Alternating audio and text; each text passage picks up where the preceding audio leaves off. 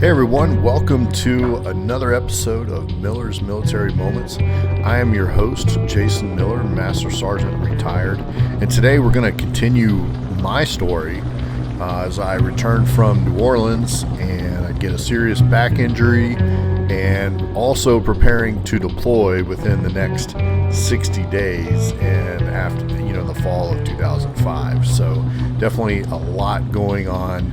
But before we jump into that, got some, announcements and some really cool things going on out there. As always, the best place to find me is my website, millersmilitarymoments.com. And if you haven't checked it out lately or at all, definitely go and check it out. It is new. It is all new. Refreshed. I had a professional do it for me. Shout out to Katie Smith. She is absolutely amazing, creative, understands my vision, and has just done a fantastic job. So please go check it out. millersmilitarymoments.com, and totally new. It's about 90% done, and the rest of it will be finished up this week. So definitely check that out, and it's a lot easier to navigate and to see, what's going on as far as the show. The episodes are going to be blog posts as well, so it's going to be easier to follow versus the show notes. And also, we're going to have a veterans page. Really, it's going to be a resource page. So there's going to be veteran-owned businesses that I'm going to promote and put on there, which is free for them. No one's paying me for this because I want it to be really genuine and authentic, to where hey, these are people that I really support, and I want you to, give them a look too. So also podcasters that, I really think you should give a listen to. I'm going to put them on there, and also some other resources that, I think are, pertinent or important, plus pictures and videos that, just maybe don't go with a particular episode, but you can see a lot of the stuff I've accumulated over 20 years. So there's going to be a lot of content on the website, and it's going to be really cool and a lot of fun. And then there's going to be links to, the Patreon page. And also, if you want to be a guest on the show, you can click on the my Calendly link and then, schedule a time, and then and a link to the store, to the merch store, which is ever growing and which is really cool. There's several designs on there now, and if you're on YouTube watching, you can see I'm wearing one of them right now. Here's the front of this shirt, and it even has a little cool QR code on it that works, and you can go to it'll bring up the website. So, but there's a lot of different designs on there. We've got one unit pride shirt, so 3-1 Assault Helicopter Battalion out of the 1st Combat Aviation Brigade in Fort Riley, Kansas. So their unit shirt is up, and we are going to make more, and with the hopes of people, wearing these shirts to show their pride in their units. I did a little informal poll recently, and almost all the veterans that I've talked to, they want to see the unit pride. They want to wear the unit pride, so show what units they were in, not just division level. Which, for you all that may not know those terms, essentially, most of what you see and can buy are like 82nd Airborne Division, 101st, 4th Infantry Division, 1st Infantry Division, versus the Aviation Battalion, that a lot of us participated in. So we've got one, for 3-1 already up there, and then we're going to have more. So look forward to that stuff, and there's plenty of stickers and stuff on there too. So pretty exciting, and with all the different merchandise. But hey, so time for my monthly Patreon shout outs. Now listen, thank you all so much for the support. You all have chosen to give your money to me so that I can continue to, provide great content and more content for you. That is maybe one of the ultimate, ways to support somebody. That's like when it's just real. So y'all are amazing, and thank you all so much. And so we have 4 different tiers out there on Patreon. So we have 2 sergeants. One of them is anonymous. So shout out to Anonymous. Thank you. And the other one, Arthur Bakuti. Thank you so much for your continued support, Sergeant Arthur Bakuti. And we have 3 at the Staff Sergeant level. So Staff Sergeant JJ Schott, Staff Sergeant Patrick Riley, and the newest one, Staff Sergeant Gilbert Duran. Thank you all, for your monetary support and, comments and messages on Patreon. And I definitely appreciate that. And we have one at the First Sergeant level, Bobby Tebow. Thank you so much. Appreciate your continued support too. And then, of course, we have our general out there, Jonathan Martin.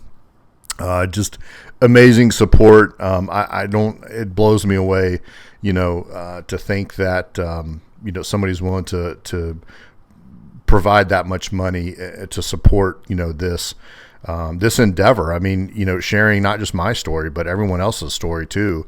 I'm really enjoying using this platform to share everyone's story, which is really amazing because we've got some really cool things coming up too, featuring other people's stories. So, Jonathan, thank you so much for your continued support. I definitely, listen, I couldn't do a lot of the stuff that I'm doing without y'all's monetary support, which is a fact. So, but thank you. Hopefully you all are taking advantage of your rewards. And remember, all Patreon members, you get 10% off all purchases at the merch store. So you should have received your code. And if you haven't, you just let me know. All right. So thank you all again for your monetary support and also becoming just a members of the, Miller family and team. It's it definitely just doesn't go unnoticed, and I appreciate you all. Y'all are awesome. So all right, let's get into today's episode. We returning from New Orleans. My last episode for my story was finishing up Operation Hurricane Katrina Relief, and really we're into the second week in September. And we are coming back, and really, so 60 days from that point, all of the aircraft will be on the boat loaded to go to Iraq, and all of our equipment will be packed and loaded too. So there's not a lot of time, honestly. But there's still a lot of things that have to happen, and the time crunch everything just speeds up so quickly when you're trying to get so much done. So we came back and really off of that high of being able to support our people down there in New Orleans, and we felt like we did all we could, and we felt like we made a difference. So we definitely were excited to do that, and we were kind of pumped and came back. Most of our company was gone. They were out at NTC, the National Training Center in California, doing some pre-deployment training. So it was a little bit quiet, when we first got back, and we were, just recovering the aircraft and getting our stuff kind of settled, and waiting on our company to come back, and then, kind of figure out the guidance from there as far as aircraft and equipment loadout. Because one of the things that's going on right now too that I've mentioned a time or two is, so all of our aircraft are going through modifications at this point. So there was a couple of new systems that needed to be installed on the aircraft, and it has to be done, like it's required before these aircraft can fly in theater. So we had contractors in our hangar doing all these modifications, and then you've got to do test flights because there's a lot of electrical changes and wiring and alterations done to the aircraft, and some of these older alpha models just didn't accept these modifications very well, and it took a lot of time to kind of get them back functioning properly. So that's all going on while one company's still at the National Training Center. A company and a half, we're coming back from New Orleans. We're all doing different things, and then yet we're still trying to get all 30 of these aircraft, set up and ready to go for deployment. So it's still a lot going on. And, so one of the first things like that happens to me is, we did PT, physical training on our own. Again, most of the company's gone. So, and we would go over to, we called it the old golf course, and those of y'all are familiar with Fort Hood and East Fort Hood, really. know what I'm talking about. And I don't even know if it's still there anymore. Obviously, this is back in 2005, but so we do PT over there, and there's a track, and you can run around and get some good distance, going on over there. And this story is so typical of many soldiers. And so I'm running. I'm not a big runner. I can pass my PT test, and I can, do the battalion division runs, whatever. But I'm not, I'm definitely not a 13-minute 2-mile runner. Or anything like that. But, I do it and to stay in shape and obviously pass my physical training test. And so I'm out running that morning and doing my thing. And it's like, man, my back, felt just a little stiff and a little bit of pressure in my lower back. And so instead of stopping, I'm like, well, maybe if I run a little more, it'll just loosen up, right? I just need to keep going. And then I hit, 2 miles, and I'm like, man, this kind of hurts. This sucks. And I'm like, okay, well, let's get another mile in, and it'll definitely feel better by then. It's just, well, long story short is it didn't feel better. It got worse. And so when I finished at just over 3 miles, I was hurting so bad that I could hardly walk. My left leg felt like it was useless. I just couldn't move it. And the other interesting part of this is, again, we did PT on our own. I didn't have anybody else there with me. I mean, there was other soldiers that had done PT, and then they were in different units, and I didn't know anybody. I didn't know who they were. So I'm walking over to my truck, and it's probably not even, I don't know, a couple 100 feet maybe from where I finished running. And it looked like it was 100 miles. I was like, how am I going to even get over there? It looks so far. I'm like, this is awful. And so my truck at the time, it was a full-size Dodge Ram. So not small, and I didn't have side rails on it either, like step rails, to get in. So, so I finally make it over to the truck, and I'm just like, how am I going to get in here? I can't. So I reach into it, and there's the handles that you can, that you hold on to. People call them the oh shit handles or whatever. And so I'm reaching up there, and I literally have to use my arms to pull myself up into the truck because my legs I have no strength in them. It hurts. And I get into my truck, and so I get in there, and now I'm like, okay, what do I do? I'm still so stubborn that I drive all the way home. And we lived in an upstairs apartment, just one flight. It was on the second floor. So, but I had to walk up the stairs, and I pretty much crawled up them. And then when I got to the door, my wife opened the door, and she's like, what happened to you? What is wrong? And I'm like, my back, I can't do anything. It hurts so bad. And she's like, okay, well, let me take you to the doctor. Let me take you to, no. Let me take a shower, and I got to go see the flight doc. Because, those of you that are not in aviation are not used to Army aviation. So if you're on flight status, which I was as a crew chief, there's medicine you can't take, or you'll have to be down for so many hours or a day or even longer. And you have to really get it approved by the flight doc, so it's just, you don't have to go see the flight doc, but it's just better to go see the flight doc, and you have one assigned to your battalion. So, I'm being stubborn, and I'm in the shower, and I can't even move. I can't really even do anything. Anyway, my wife had to help me get dressed, and she's like, well, let me drive you up there. I'm like, no, I got it. Which is the dumbest thing ever. But just being so stubborn about it and not realizing how bad it was. So somehow I get back into my truck and I drive and I go to the Troop Medical Clinic, the TMC is what they were called at the time.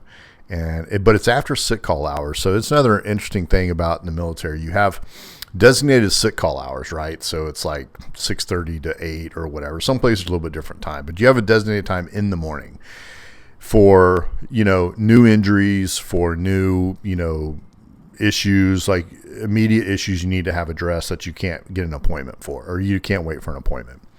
So, well, obviously it's well past, the 8 o'clock time frame. But I felt like I was justified. I mean, I'm hurting and I went home to shower and I need to see the flight doc. So I come in there and I'm like, hey, I need to see, Doc Jax. And they're like, oh, it's past, sick call hours. And I am hurting like so bad. Like I'm leaning on the counter and trying to hold myself up. I said, I get that. I understand, but I am hurt really bad. I heard it this morning during PT, so I couldn't make it during sick call hours. I need to see the doc. And then this went on for, I felt like forever, but probably just a couple of minutes. And then finally the non-commissioned officer in charge came in and said, what's your problem? What do you need? He was kind of, being a jerk. And I explained to him, who I was. I needed to see, Doc Jax and stuff. And then, and I was, on flight status. Oh, you're on flight status. Okay. Yep. Let me get him. And all of a sudden everything changed. And then he gets me back there, does a couple things for me and was like, holy smokes. Like, I mean, he couldn't even like, when I laid on the table, like pick up my leg, without it hurting, excruciatingly. So long story short, he gave me, I think, at least one Toradol shot in my rear end and called my wife to come and pick me up because he was like, he can't drive. He's got to be, pretty much on quarters and rest for, a few days or whatever. And then they got me into physical therapy really fast. And then, so my wife had to drive me over there. I mean, I had a cane. I couldn't even walk. It was just that bad. And then when I went into physical therapy, one of the first things they did was like they took some measurements of like my spine and the angle, and it was my spine had shifted, meaning really what had happened, my hips had shifted, and essentially it was pushing the discs in my lower back away from the nerve, because that's what was making it hurt. And so the bulging disc was hitting that nerve, so my hips would shift to try to push it away from it. Just a natural reaction, but of course all that also hurts, being out of alignment. And so I went through physical therapy, and one of the things they made me do, which was, oh my gosh, one of the most painful things. So I had to put my shoulder like on the door jamb, in a doorway or on a wall, and lean into it, and then put my hand on my outer hip and literally push my hip towards the wall, like force it to line up. And you want to talk about hurting and pain. Holy smokes. But they're like, you've got to do this. Like, you have got to get it, back normal. And, the lady was like, man, I have never seen anyone, one shifted this much. And so I go through physical therapy, and, I'm hurting pretty bad. And thinking, at this point, like, holy smokes, man, like, I mean, am I going to, even be able to fly? And then can I even deploy again? What is going to happen? Because the thing is, you can't stay in a flight company or flight battalion if you can't fly. I mean, that's the whole point of you being over there.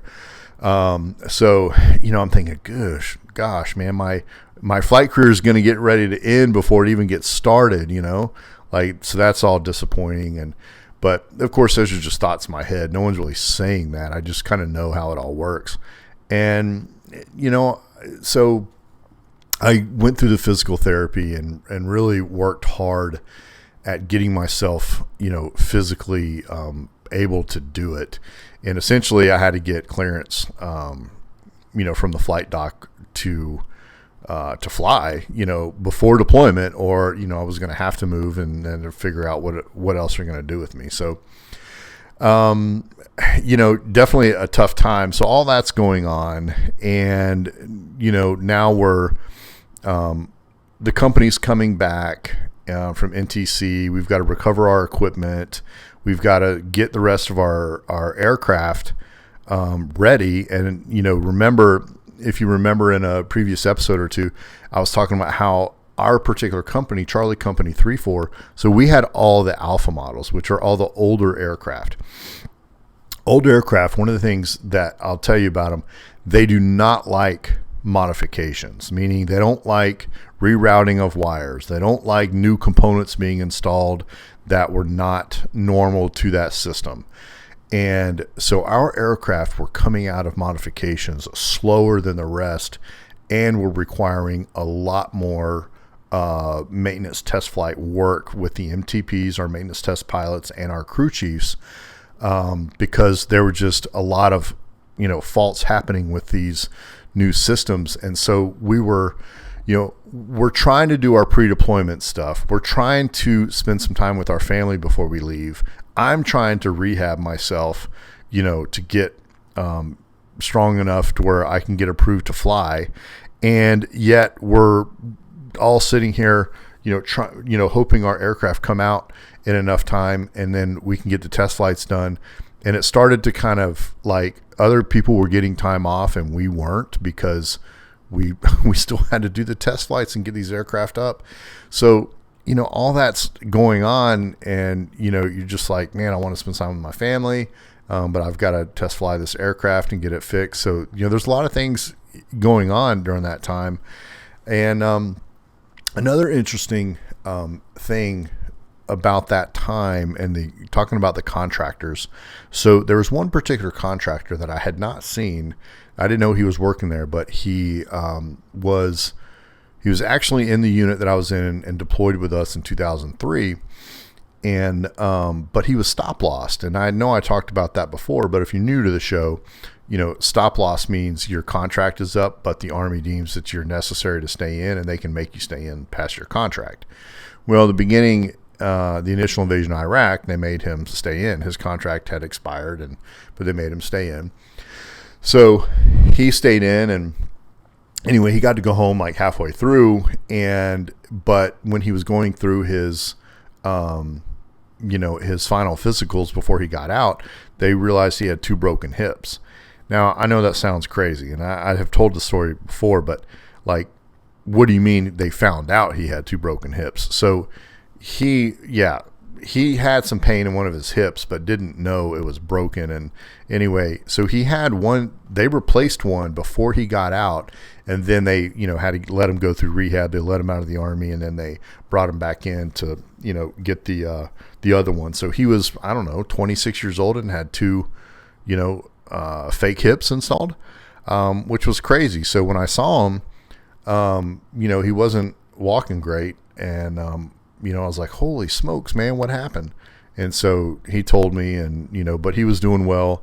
He'd gotten 100% disability, and which was good. And then, of course, he was making decent money working on those aircraft. So, and he was always good with the aircraft. But it was, good to see him. And then just aviation can be a small world. And a lot of y'all that are listening, that are in aviation, y'all know that. And you can run into people all over the place. I mean, so there's definitely some other stories where I've run into people that I hadn't seen in years, and it's because of aviation. I mean, heck, I went to a Braves game last week. I moved, I live here in Atlanta, and I had my Task Force gunfighter hat on, which has, some of the pictures of the aircraft. And if you're on YouTube, you can see it, right here. But it has a picture of a Black Hawk on it, and this guy in line just says, "Hey, are you a Black Hawk guy?" And I said, "Yeah, well, I used to be. I'm retired now." And anyway, he was too, and he was a crew chief and then a pilot, and then he's a fixed wing guy now. So that's here for the Georgia National Guard. And anyway, it's pretty crazy sometimes. Aviation can be such a small world, and you can meet people or see people that you haven't seen in forever, in all kinds of crazy places. So, yeah, so that was interesting seeing him during that time. And, and actually that was the last time I ever saw him. He did have some more difficulties and challenges later on in his life. And, he was one of the ones that ended up taking his life later on. But God take care of him and rest in peace. And, hopefully his family and friends, are still, getting that strength and peace, because he was a good guy. But so yeah, you can run into all kinds of people. So we're trying to get these aircraft up, and some of them just having all kinds of problems. And my particular aircraft ended up being the last one. I think last one or two. It was the last flight that we flew down to the port. And when I say boat, like, this is, for some of y'all that don't know, like, how we deploy, like, typically, and this is not operational security stuff. You can find this information on open source, but so typically, we take aircraft, tanks, anything, that's not a rapid deployment. We take it to a port, and then we fold the blades so it's, obviously the physical profile is narrower, and load it onto a boat, and then tanks and all kinds of stuff. They do that with everything, and then the ship travels over to wherever we're going, and then we bring them off, and then we unfold the blades and do the test flights, and we get them up and go do our thing. So. But it's definitely a logistical operation. Again, you're talking about a combat aviation brigade that has 110 aircraft, and we're trying to, get them all there and in a timely manner. Everybody has their specific time slots that they're supposed to go. And of course, we were probably jacking some people's up because some of our aircraft didn't come up in time. And anyway, I was one of the last ones, I believe, because what I remember, I had to have been because I actually rode back from the port in like a car, like a government car, because the majority of the people rode back in a Greyhound bus, like a tour bus. They would, because there's so many people, right? You fly 10 aircraft down there, and you've got, that's 40 crew members that need to come back. So, but I went down there, I think it was either ourselves or one other aircraft. And when we landed, and then the civilians just took the aircraft and they started doing all the maintenance on it for us. I just closed it out, put my stuff in a lockbox, and then boom, they threw me in the car and said, all right, let's go. And we headed back up to Fort Hood. So, but that we're talking in November at this point. Like, I want to say it was early November, because that would be probably about the right time. We left in close to mid-December to head over to Kuwait. So, trying to get all those aircraft down there in a time, because really, like, listen, you've got to do X number of things before you can deploy, whether it be going through the medical stuff to get all your shots, or, to make sure you have any meds you need to have, all that kind of stuff. Any other pre-deployment training you've got to do. And some of it's kind of like on your own, meaning like when your company's done with all your stuff. So the sooner we are done with the aircraft, the sooner we can do this stuff, and the sooner we can have some time off with our family before we leave for a year. So, but we were really pushed up against the wall in the timeline, and we didn't get a whole lot of extra time. We got some time. We took some pre-deployment leave, and enjoyed Thanksgiving and stuff with family and friends, as we were getting ready to leave. And leaving the second time it's not easier. I'm not going to say it's easier than the first. It's not worse than the first. But it's different. It really is different. And, because you've been there, and you've done that, so to speak, but it's not. I'm going to a similar area. Now, my first deployment, we were north, meaning we were up into Crit at Camp Spiker. And I was on the ground, a maintainer, and I was driving trucks and, recovering aircraft and doing things like that. So this time I'm a crew chief. I'm a crew chief, and we are going to Taji, which is really on the outskirts of Baghdad. And our area of operations is going to be Baghdad and in that outer area. So it's not, been there, done that, meaning I know what to expect with everything. Of course, we get a lot of briefs beforehand on the situation, what our potential mission is going to be, what it's going to be like. And let me tell you, though, none of those briefs were ever, I don't want to say good enough, but were just detailed enough to where we really, really knew and understood what was about to happen. And when I say what was about to happen, it was an operational tempo that I have never experienced until then, and I never experienced it after then. I'm not saying other units didn't do it after that, but from people that I've talked to, and I even deployed 2 more times after that and spent a year in Egypt after this deployment. And I've got we call it the Comanche Pride Honor Roll, and it gives a lot of our big stats from that year. It is it's extraordinary what we did as a team during that 12 months there. So it was, but we were not prepared. Honestly, we were not mentally prepared for it. I'll tell you that. We can joke and say, oh yeah, sure, we knew what was going on. No way.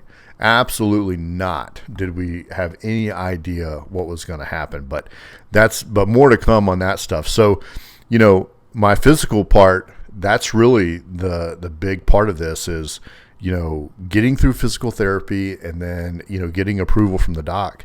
And long story short is I was healthy enough to fly. So I got my upslip, which is, the doc says, hey, you're good to go. You're good to fly. And so I was excited. Now, listen, the excitement is, it's relative, right? Like, no one's excited to deploy. Okay. No one wants to deploy really. Okay. But I have to go. I'm going to go.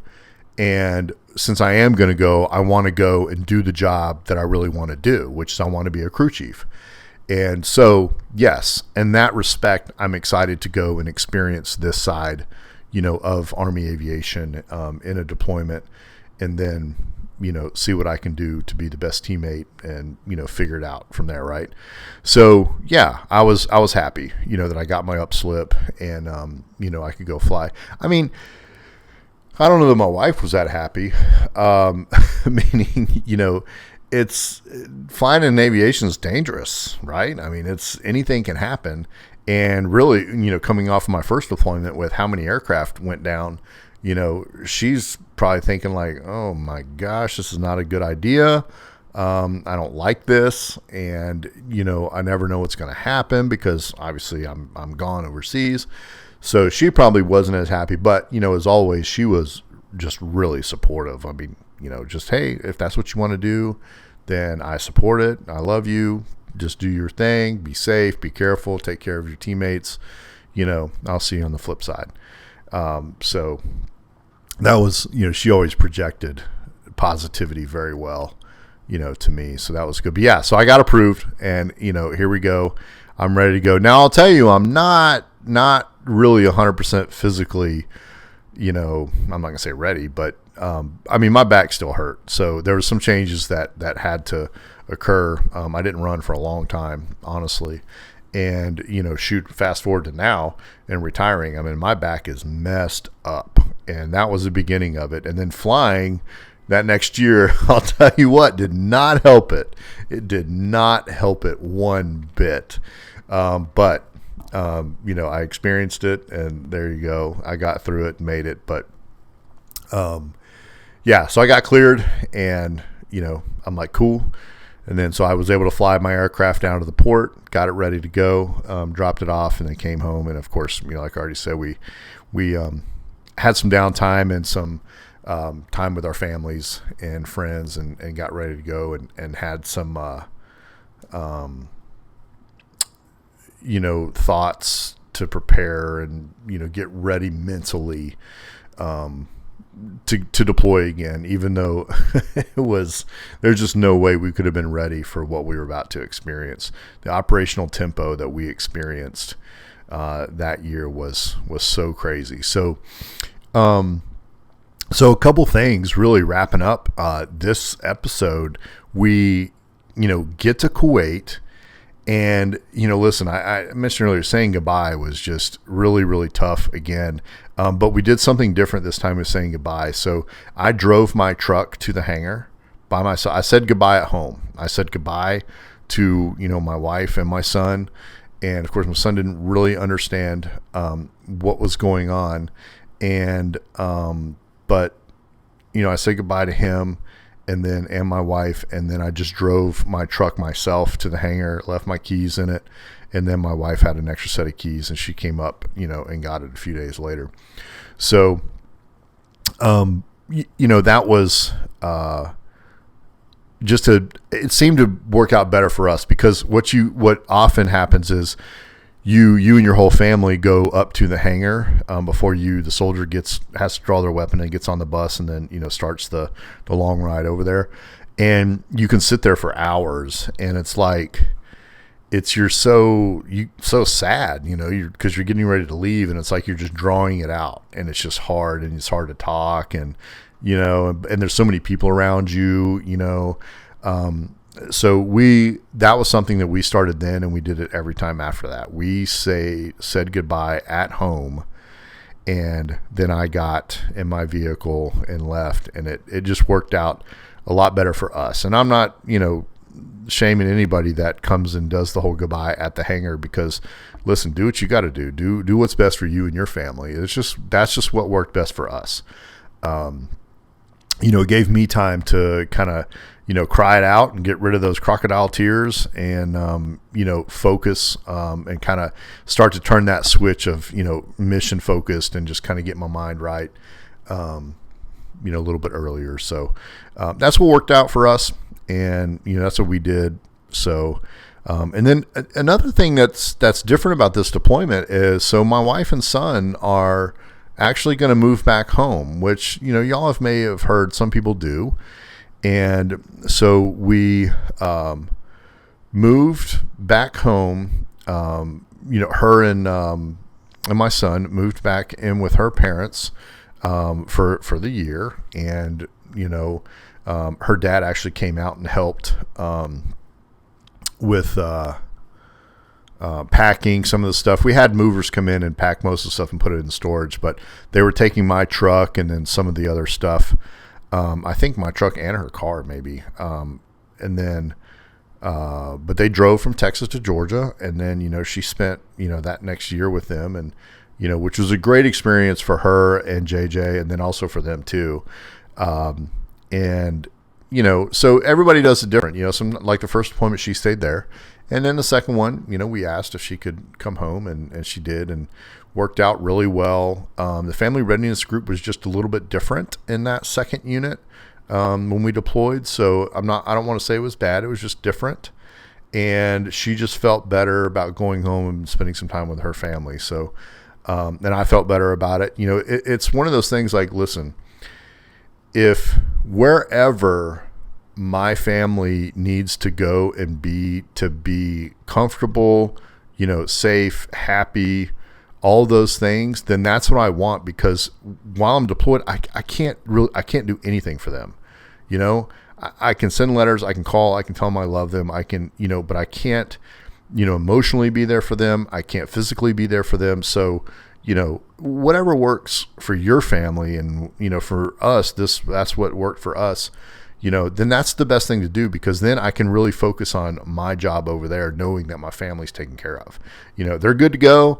They're, at home, and, I did get a chance to, talk to them on the phone, and even webcam with them sometimes. And there's another story I'll tell later on. But, so that's really important, is for your family at home to be, safe and steady, and being okay, and knowing that, so that when you go overseas, you can focus on your job and not be worrying about what's going on at home.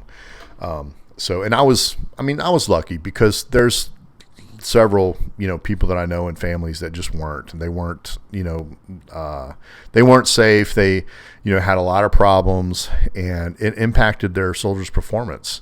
It did, and but that's human nature. So we were lucky again in a lot of ways that she she got a chance to go home. Her parents were, we were grateful that they gave us that opportunity and, to spend some time with them.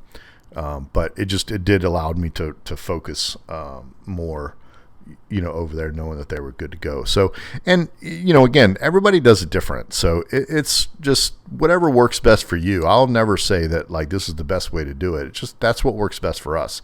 And, so heading into December, of 05, like, so here we are, get the aircraft down there, we take our leave, and then now, getting ready, really to pack up stuff. I'm going to leave first, and then she's going to, her dad's going to come out and help her, get everything. So a lot of moving parts and pieces, and but I know everything's going to be okay. And then really once I get to Kuwait, and once I can communicate, and communication was a little bit better this time. So once we got there was like phone banks and stuff like that, because this is, a couple years now, after the initial invasion. So I could call and pretty regularly, but, before I even left Kuwait to go up to Iraq and really started our mission, she was already in Georgia and good to go. And so I already knew, like, okay, she's safe, she's good to go, she's happy, she's comfortable, she's got it, awesome. And now, let's put mission hat on and let's focus and let's get to work and go do our thing. So that was, really important for us. And, then it did. It just allowed me to really, really focus and on the mission, which was, the op tempo was really high and the requirements were incredible, but we accomplished some amazing things. So, so today, wrapping up today's episode, I mean, there you go. We get back from New Orleans and, we've got a lot going on. I get hurt pretty bad. But we've got to get our aircraft prepped and ready. We managed to do that. We got everybody trained. We're pretty much, I think we ended up being almost 100%, meaning like our 10 aircraft, we had 10 crews, that met all the requirements. There might have been a onesies and twosies that had to do a couple things that we ended up doing in Kuwait before we moved up there. But we really were a company that was trained. We were ready, prepared to, be the best flight company in country and be part of the best flight battalion and the best aviation brigade in the country. And we were ready. We were pretty young, but we were inexperienced, but we were excited. We had some pretty good leaders in there that really, really held us together and built us, in those early days of Iraq when we were just flying like so much. So, next episode, I'm gonna share the time in Kuwait where we're preparing to head up to Iraq and some of the new things that the Army drops on us right in there, like a new weapon system for the Black Hawk that we have to learn and figure out how to use while we're flying. So we changed from the M60 to a new weapon system, and we're going to talk about that. And then I'm going to tell you what General Thurman, our commanding general, told us before we left for Iraq the day after Christmas. So, yeah, lots of good stuff coming up. And then that deployment in really most of '06 was really, really intense. A lot of big stuff. So, all right. So, man, finished up this story today. A lot of stuff going on. Thanks again for everybody hanging out with me and enjoying these stories and more. If you haven't tuned in for every other Friday, Grant Belvin and I co-host a show, on this very podcast talking about current events, and also have a lot of soldier stories coming on. A lot of my teammates have volunteered and they're willing to come on the show and tell their stories. So it's really awesome. I've got a lot of those recorded already and they're coming your way. So they're definitely coming your way. It's exciting, to have them on. And then another thing that's really exciting, we're going to try this soon. Okay. I've got to test it out a little bit, but we're going to call it, Jack Holland called it the party line out there. And we're going to try it. Well, we're going to bring on like 4 or 5 crew chiefs or members of, a unit, and we're going to just hang out and kind of record a show that way and talk about all kinds of stuff. So we're going to try that and see if I can get the technical side of it to work, and then, see if that's something that y'all really enjoy. I think we will enjoy it for sure. That'll be a great time to have us all together talking again, because we all live all kinds of places everywhere. So anyway, a lot of cool stuff coming up and a lot of fun, exciting things. So thanks again for tuning in, hanging out with me today, listening to my story. And again, the best place to find me is millersmilitarymoments.com, and got a new website out there. Check it out, and got all kinds of new cool things going on. Our Patreon, is growing and a lot of fun over there. A lot of cool rewards, and all the Patreon members, you get 10% off all purchases at the merch store, which is really cool. The merch store, check it out. We've got a lot of cool designs coming up with shirts. I'm working on hats. Be patient with me. And Unit Pride t-shirts. Okay, so we started with one. We're going to get more. I promise you that. Okay. So, here again, our mission is to share unfiltered stories of my military service with you, while we're also connecting veterans and civilians together through our stories. So we've got a lot of different missions going on here, but really excited to bring you these unfiltered stories, having a great time, and hopefully you all are too. And as always, be kind, be compassionate, be you. See ya. Peace.